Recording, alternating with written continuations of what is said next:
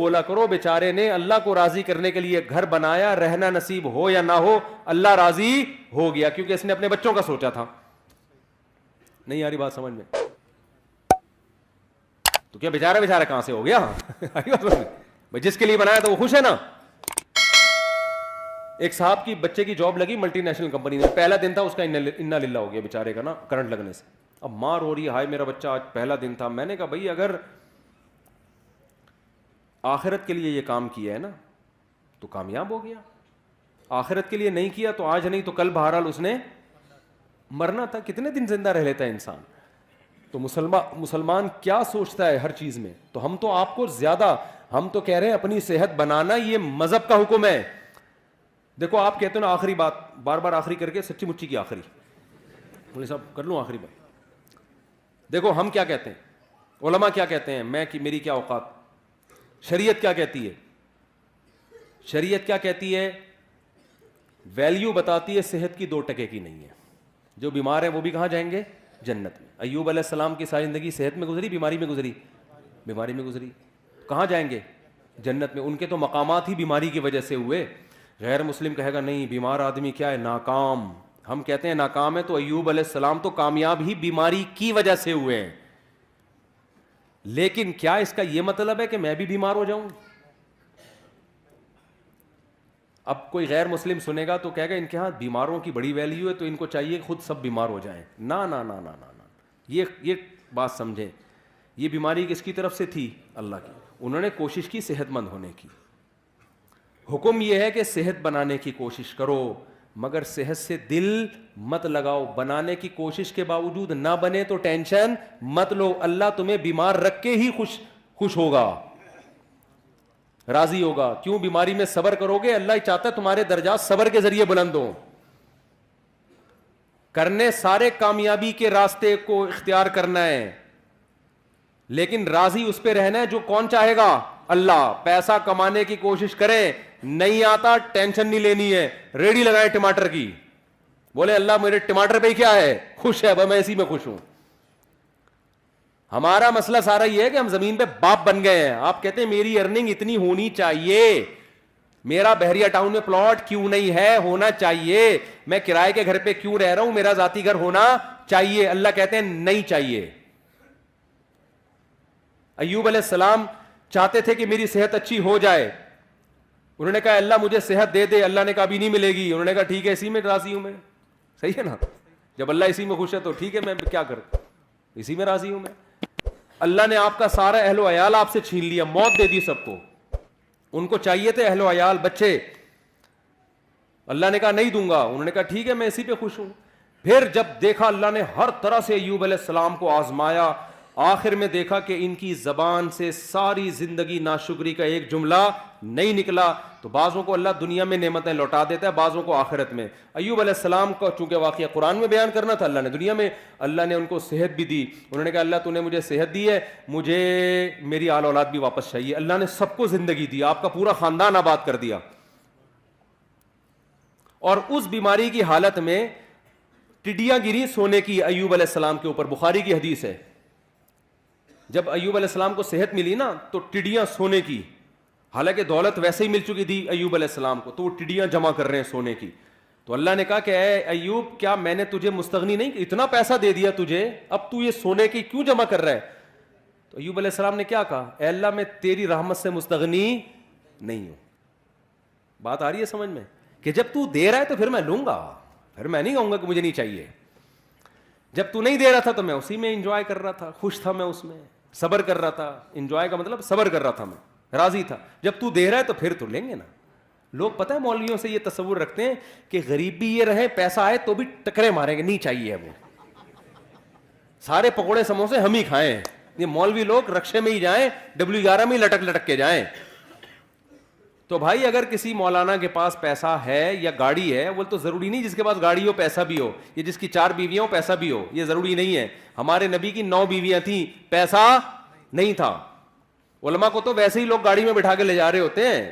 اور اگر آ بھی گیا ہے پیسہ تو بھائی جب آ رہا ہے تو پھر تھوڑی ہے کہ لات مارو اس کو, پھر تو آنے دو, اللہ کی نعمت ہے. اگر آپ افطاری کے لیے بیٹھے ہو اور سموسے پکوڑے آ جائیں, آپ کہیں نہیں میں نہیں کھاؤں گا, تو اللہ خوش ہوگا؟ اللہ کہے گا جب تک میں نہیں کھانے سے خوش تھا تو اس وقت تو نہیں کھانا تھا, اب میں نہیں کھانے سے کوئی خوش نہیں ہوں, غروب آفتاب ہو گیا, اب تم یہ ٹینشن لے کے تمہیں کوئی ثواب نہیں ملے گا. تبھی تو ہمارے نبی جلدی کھایا کرتے تھے, اور عید الفطر والے دن ہمارے نبی عید الفطر کی نماز سے پہلے کھایا کرتے تھے, یہ بتانے کے لیے کہ آج ہمارا روزہ نہیں ہے, آج ہم کھائیں گے صبح, کیونکہ اللہ نے پابندی ہٹا لی ہے تو ہم کھائیں گے اب. تو اس لیے میرے بھائی جب آ رہا ہے تو پھر آنے دو, دل پھر بھی نہ لگاؤ, نہ اس وقت لگاؤ نہ اس وقت, جب آ رہا ہے تو پھر اللہ کی نعمت سمجھ کے. تو ایوب علیہ السلام کو اللہ نے ان کا اہل و عیال بھی دے دیا, اللہ نے ان کو دولت بھی دے دی, اور یہی ان کی آزمائش تھی جس پر اللہ نے ان کا ذکر قرآن میں نعم العبد, کیا خوب بندہ تھا ہمارا. تو اس لیے میرے بھائی صحت کی بھی کوشش کرو. ایک بیماری اللہ کی طرف سے ہوتی ہے, ایک کس کی طرف سے ہوتی ہے؟ آپ کی حرکتوں کی طرف وجہ سے. جو حرکتوں کی طرف وجہ سے آپ کو ترقی نہیں مل رہی نا, اس پہ اللہ راضی نہیں. نہ ہمارے یہاں سائنٹسٹ پیدا ہو رہے ہیں, نہ ہمارے اچھے ڈاکٹر پیدا ہو رہے ہیں, نہ ہمارے اچھے انجینئر پیدا ہو رہے ہیں, اور ہم کہیں مسلمان چونکہ ایکچولی آخرت سے دل لگا بیٹھا ہے نا, ایکچولی اس وجہ سے ہم ترقی نہیں. تو بھائی تم پوستی ہونے کی وجہ سے ترقی نہیں کر رہے ہو, کرپٹ ہونے کی وجہ سے, سست ہونے کی وجہ سے ترقی نہیں کر رہے ہو. اس ترقی کو یہ نہیں کہیں گے کہ دنیا سے دل نہیں لگایا ہوا, یہ دنیا سے دل لگانے کی وجہ سے نہیں ہو رہی, کیونکہ صبح اٹھتا ہے اپنی مرضی سے, دل لگایا ہوا ہے کہ سارے مزے میں ابھی اڑا لوں, گٹکے میں ٹائم گزار رہا ہے, سٹے لگا رہا ہے, گٹروں کے ڈھکنوں پہ رات بھر بیٹھا ہوا ہے, تو صبح یونیورسٹی کہاں جائے گا؟ آئی بات سمجھ میں؟ تو اب ہم نے ترقی غیر مسلموں سے زیادہ کرنی ہے, کیونکہ ہمارے پیچھے مذہب کی موٹیویشن ہے. سلمہ ابن اکوا رضی اللہ عنہ گھوڑے سے تیز دوڑتے تھے. کیوں دوڑتے تھے؟ پیغمبر کی یہ حدیث سنی ہوئی تھی کہ طاقتور مومن اللہ کو زیادہ محبوب ہے کمزور مومن سے. آج جتنا نیک ہوگا نا, اسپیڈ اتنی ہی سلو ہوتی چلی جائے گی اس کی. جب حضرت جی بنے گا پھر تو اٹھائے نہیں, پولیس آئے گی اٹھانے کے لیے, کیونکہ بہت نیک ہیں یہ. وہ تو چلو اللہ کی طرف سے. جوان کیونکہ نیک بہت ہے, پولیس آ رہی ہے, حضرت اٹھے یار خدا کا واسطہ, اٹھا ہی نہیں جا رہا, نیک بہت ہیں, اتنے نیک ہیں کہ چلا ہی نہیں جاتا حضرت سے. یہ نیک کو, یہ تو اللہ کی طرف سے اگر ایسی بیماری ہے پھر تو یقیناً نیک ہیں. لیکن حضرت آپ اپنی خوراک پہ غور کریں, آپ کو دھماکے سے پھٹ جانا چاہیے تھا جو آپ کھا رہے ہیں. صبح اتنے پراٹھے, دوپہر پھر یہ, پھر رات کو دیر سے کھا کے حضرت سو جاتے ہیں, پھر صبح اٹھتے ہیں پھر اتفاق سے سو جاتے ہیں. پھر دوپہر اگر کوئی کام ہوا تو کر لیا, نہیں تو پھر سو گئے. اور لیبل یہ لگایا جاتا ہے حضرت کے دل میں دنیا سے بالکل بھی محبت نہیں ہے. یہ جو حضرت فلانے کو ہینڈسم ہونے کا شوق ہے, جاگنگ کرتا ہے, بھاگتا ہے, اصل میں دنیا کی لالچ. تو میرے بھائی وہ مطلب نہیں ہے, صحیح ہے نا. مسلمان کی صحت بھی اچھی ہوتی ہے, خوراک پہ کنٹرول کرتا ہے. کیوں؟ اس کے رب کا حکم ہے کہ یہ زندگی جو پروجیکٹ کے لیے تمہیں بھیجا ہے نا, اس پہ جب کمپنی بلائے گی تو آنا, خود سے بھاگ کے آئے نا. اگر وہ جو میں نے مثال دی تھی نا کمپنی کی, تو پھر پولیس اریسٹ کرے گی. ہمیں تو خودکشی کی اسی وجہ سے اجازت نہیں ہے کہ اللہ میاں نے جس کام کے لیے بھیجا ہے اسی میں لگے رہو, خود سے پہلے قبر میں جانے کی کوشش مت کرو. خودکشی ایک جزوی ہوتی ہے, کلی خودکشی ہے, کھمبے سے لٹک گئے فوراً مار دیا. اس پہ کتنی شدید وعید ہے. حدیث میں آتا ہے جس نے اپنے آپ کو جس طرح سے قتل کیا, جب تک قیامت قائم نہیں ہوگی نا, برزخ میں اسی طرح مارتا رہے گا. یہ کلی طور پر. اور ایک ہے جزوی, سگریٹیں پھونک کے مار رہا ہے اپنے آپ کو, وزن بڑھتا جا رہا ہے, ڈاکٹر کہہ رہے ہیں تو لڈو کم کر دے ورنہ تو لڈو بن جائے گا تھوڑے دنوں میں. لڈو بن گیا ہے پورا, پھر بھی لڈو پھوڑے جا رہا ہے نا. اور جب اس کو سمجھایا جائے تو کہتا ہے میٹھا کھانا کیا ہے؟ سنت ہے. پھر تیجے کا کھانا, 40ویں کا کھانا, شب برات کا کھانا, 12 ربیع الاول کا کھانا, محرم کے کھانے. ہمارے نبی سے اس قسم کا کوئی کھانا ثابت نہیں ہے. صرف ایک کھانا نبی نے کھلایا, وہ ہے ولیمہ. بس شادی جب بھی کی کھانا کی, اس کے علاوہ کوئی دعوت نہیں ہے. یہ اس لیے رکھی تاکہ اس کو کریں لوگ, آئی بس اپریشیٹ کریں اس کو. ایک کھانا, حدیث میں آتا ہے ولیمہ پیغمبروں کی سنت ہے. یہ بتانے کے لیے ہم نے بہت اچھا کام کیا ہے, اس پہ دعوت ہوگی. کیونکہ لوگ اس کو اچھا نہیں سمجھ رہے ہوتے نا.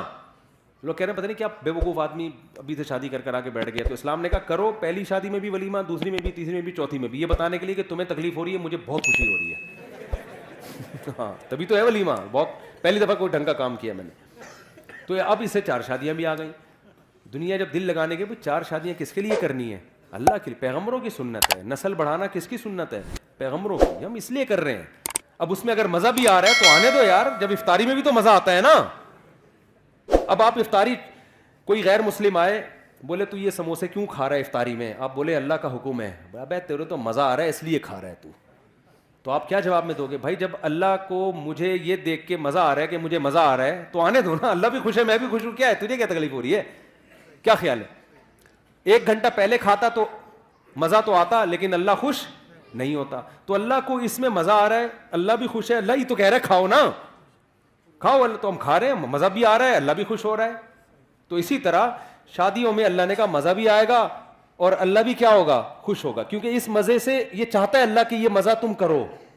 لیکن اگر گرل فرینڈ رکھی, بد نظری کی, انٹرنیٹ پر فحش فلمیں دیکھی, مزہ تو آئے گا مگر قیامت میں یہ مزہ کرکرا, کیونکہ اللہ کو غصہ بہت آئے گا اس پہ. حلال میں مزہ بھی ہے اور اللہ کی رضا بھی ہے. میں جب دوسری کر رہا تھا نا, لوگ کہہ رہے تھے ابے سنت کا لیبل لگایا ہوا ہے, اصل میں تو مزے اڑانے کا شوق ہے. تو میں نے کہا مزے اڑانے کا شوق تو تمہیں بھی ہونا چاہیے, کیا خیال ہے؟ کس کو نہیں ہے دنیا میں؟ لوگ گٹکے کھا رہے ہیں, سٹے لگا رہے ہیں مزے کے لیے, تو تم بھی کر لو. میں تو کر اس لیے, میں نے کہا یار جب اللہ کو خوشی ہو رہی ہے کہ اگر مجھے مزہ آ رہا ہے تو اللہ کو خوشی ہو رہی ہے تو میں کیوں نہیں کروں ایک کام. بھائی ویسے آتا واتا نہیں ہے, یہ دماغ میں رکھ لینا, حقیقت بتا رہا ہوں میں. کیونکہ ابھی کل ایک بندے کا پرچہ, چند دن پہلے ایک بندے کی پرچی آئی کہ میں نے دوسری کی ہے, مجھے بالکل بھی مزہ نہیں آ رہا. کیونکہ اس کا حاصل یہ تھا, کیونکہ میری بیوی دھمکی دے رہی ہے, گھر آئی نا الٹا لٹکا کے ماروں گی تجھے میں, سالے الگ ڈنڈے ونڈے لے کے چل رہے ہیں. لیکن اگر آ بھی جائے تو بھائی اس پہ اللہ کو کوئی غضب نہیں ہے, اللہ اس پہ کیا ہے؟ خوش ہے. کیوں؟ اس پہ بہت ساری برکتیں ہوتی ہیں. آپ ایک عورت کو بچا لیتے ہو برائی سے, آپ خود برائی سے بچتے ہو, آپ کو اولاد ملتی ہے, آبادی بڑھتی ہے, اس سے ملک میں جوانوں کا ریشو کیا ہوگا؟ زیادہ. بوڑھوں کا ریشو جوانوں کے مقابلے میں کم, کھانے والے کم, کمانے والے زیادہ. تبھی تو یورپ چاہتا ہے ایک ایک بچے پہ 20-20 لاکھ روپے انعام دے رہا ہے وہ, پاکستانی اعتبار سے, کہ پیدا کرو. ان کو پتا ہے کہ یار ہمارے پاس سب کچھ ہے, نسل ہی نہیں ہے, لہذا ہم ویسے ہی ختم ہو رہے ہیں, اور ہمارے پاس کچھ بھی نہیں ہے, ایک نسل ہی ہے. اگر یہ بھی ختم کر دی نا تو نہ نسل ہوگی نہ ٹیکنالوجی ہوگی, ایویں ہی ختم ہو جائیں گے ہم. ٹھیک ہے نا؟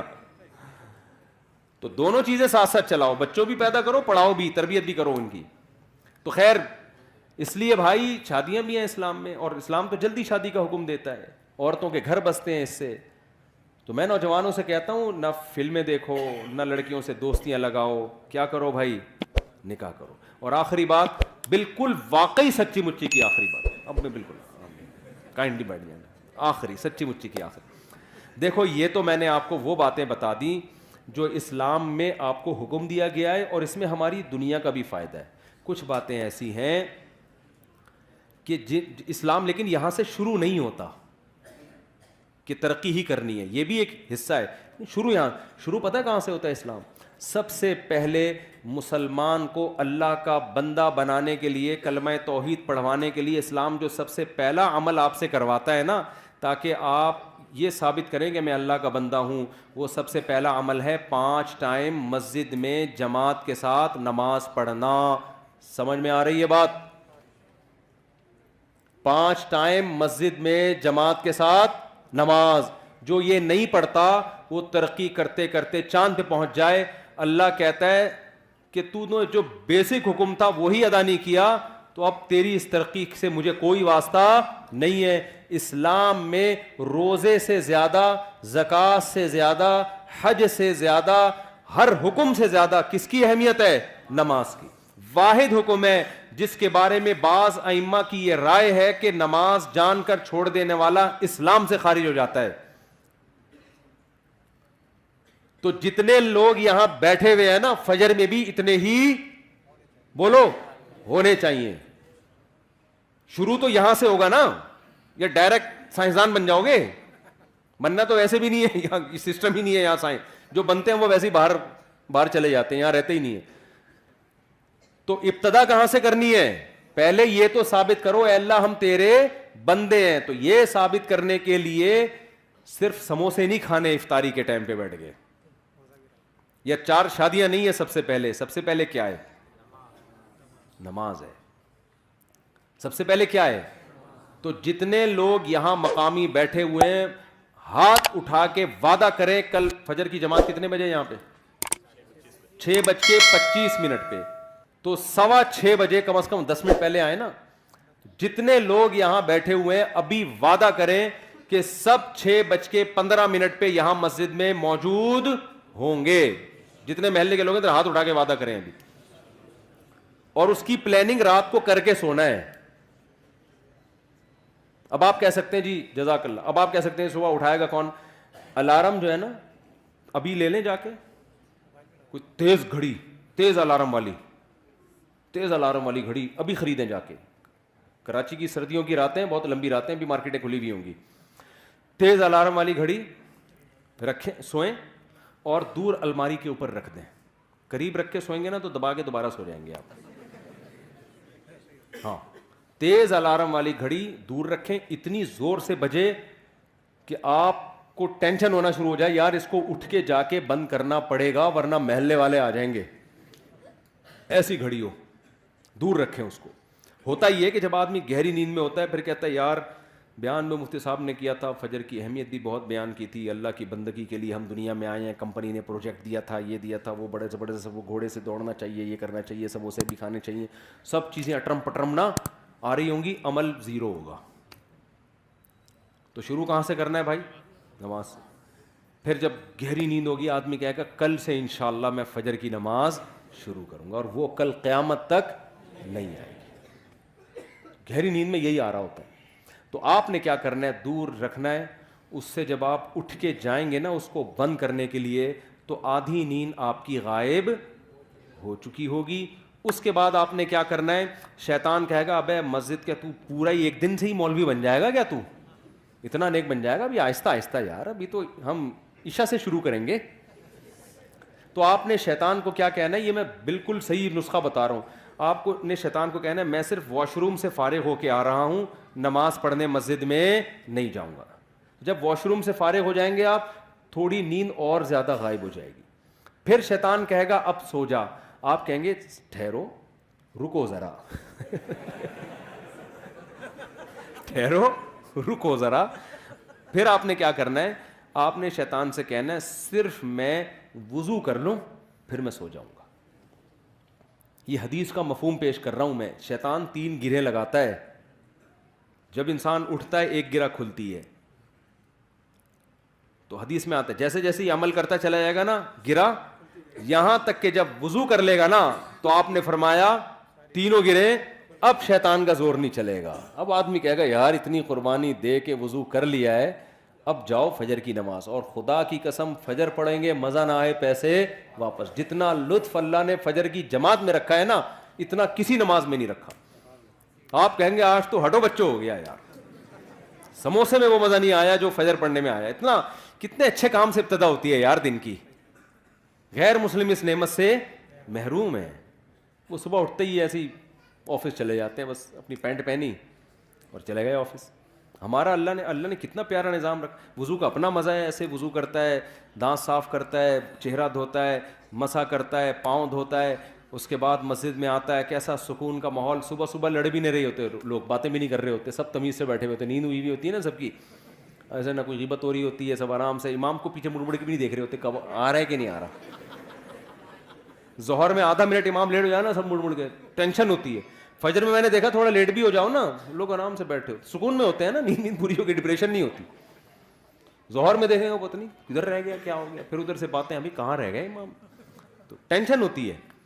تو آ کے بیٹھیں گے, پھر امام کے پیچھے اللہ کے سامنے ہاتھ باندھ کے کھڑے ہوں گے, رکوع کریں گے, سجدہ کریں گے, سبحان ربی الاعلیٰ سبحان ربی الاعلیٰ, تلاوت سنیں گے, سلام پھیریں گے, ہٹو بچوں ہو جائے گا. پھر پوستیوں کی طرح جا کے دوبارہ سو جائیں گے, اٹھیں گے پھر وہی 11 نہ سوئیں تو اچھا ہے, لیکن چلو نماز تو پڑھ لی نا, دن کی ابتدا تو اچھی ہو گئی, تو کریں گے. اور جس نے فجر پڑھ لی نا جماعت سے, تو باقی نماز میں جماعت سے پڑھانے کی اس کو ترغیب دینے کی ضرورت, باقی اس کا